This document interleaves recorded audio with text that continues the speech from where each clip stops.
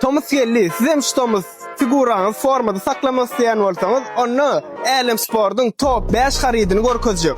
Birinci harydymy bolsa, Boji Boss. Bulan jam bilen ähli myşsalaňyzy işletip bilýäňiz, hem de bular 50% skidkada duranlar. İkinci harydymy bolsa, Boss Ball. Siziň myşsalaňyzy daýawlaşdyrmagy we forma saklamany hasy kömek edýändir. Üçüncü haryt bolsa Vibra Poise.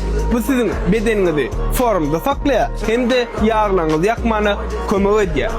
Dördüncü harytymyz bolsa Fitness rezinka. Bu rezinka siziň aýakdaky myşsalaňyzy daýawlaşdyrmagy we formany saklamagy kömek edýär. Beşinci harytymyz bolsa Begovoy Dorožka. Öýden çykman figurasyny saklamak isteýänler üçin ýöretip Begovoy Dorožkany 30% skidka goýanlar.